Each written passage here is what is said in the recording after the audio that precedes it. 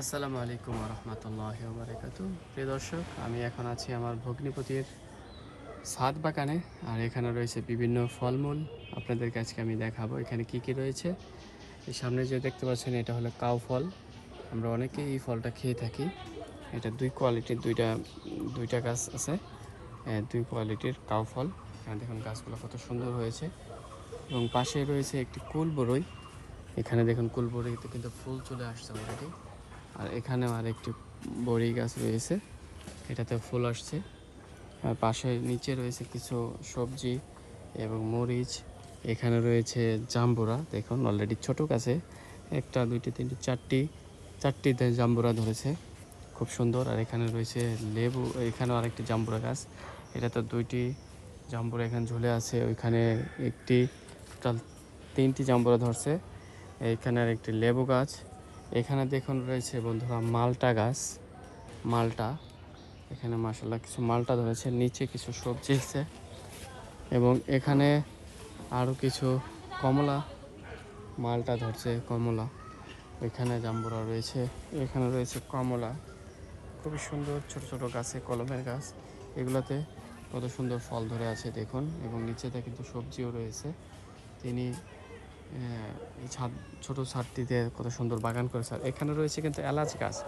অনেকে হয়তো এলাচ দেখেছেন, বাট এলাচ গাছ দেখেননি। দেখুন এলাচ আগে এরকম ফুল হয়, ফুলের থেকে কিন্তু এলাচ গোটা গোটা হয়ে ধরে, একটার সাথে একটা এলাচে ধরে।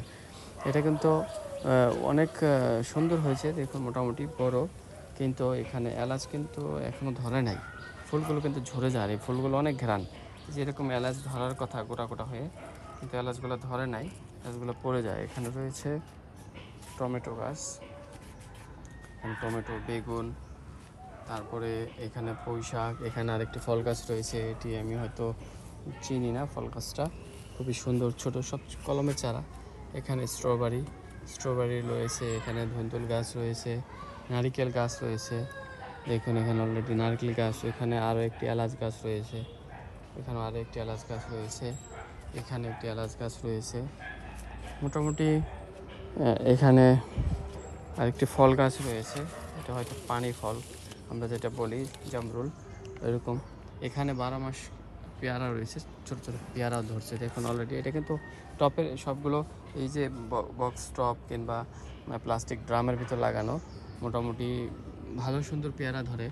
এবং এখানে কত সুন্দর মরিচ গাছ হয়েছে দেখুন। এখানে বাস্কেটের ভিতরে পলিথিন দিয়ে সুন্দর করে আপনি যে চাইলে যে কোনো জায়গায় এগুলো লাগাইতে পারবেন। এখানে কাগজি লেবু গাছ রয়েছে, মরিচ গাছ রয়েছে, অন্যান্য গাছ রয়েছে।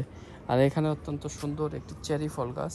চেরি ফল এটা আরব কান্ট্রির ফল, খুবই সুস্বাদু এবং মজাদার চেরি ফল। এই ফলটি টক মিষ্টি হয় এবং জোড়ায় জোড়ায় ধরে, এখানে দুটো দুটো করে ধরে। দেখুন এই পাশে একটি, এই পাশে একটি, এই চেরি ফল গাছ এখানে রয়েছে। এখানে আমরা একটি এলাচ গাছ দেখতে পাচ্ছি এবং এই পাশে আরেকটি গাছ রয়েছে।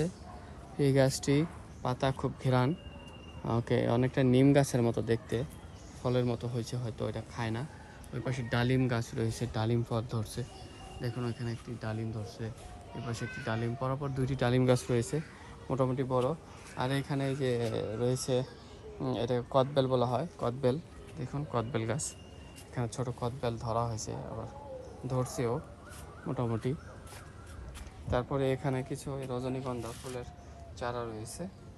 তারপরে এখানে মরিচ গাছ, এখানে কত ছোট আমড়া গাছে কিন্তু আমড়ার ফুল আসছে, এইটাতে আমড়া ধরবে।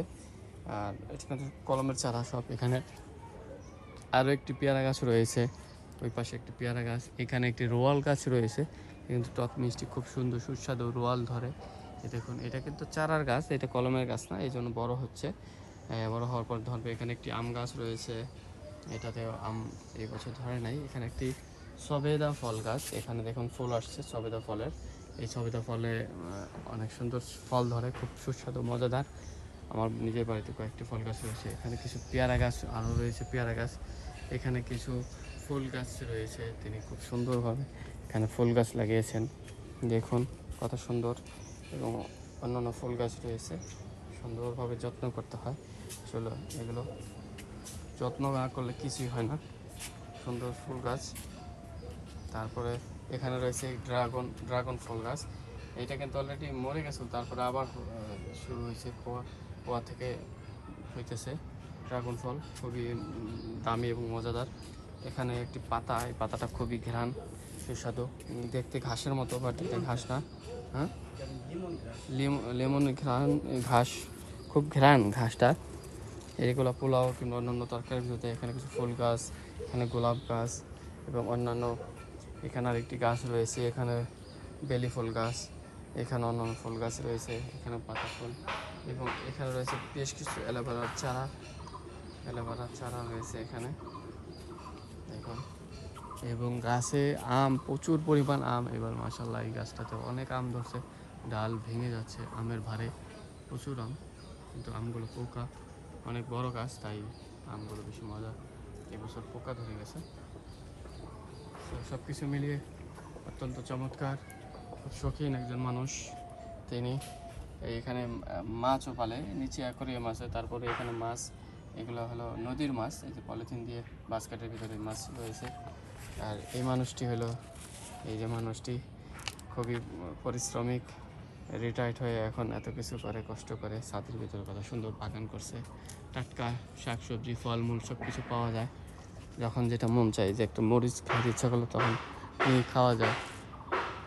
আর ফরমালিন মুক্ত, অত্যন্ত স্বাস্থ্যকর, খুবই সুন্দর চমৎকার ছাদ বাগানটি, খুব ভালো লাগলো দেখে।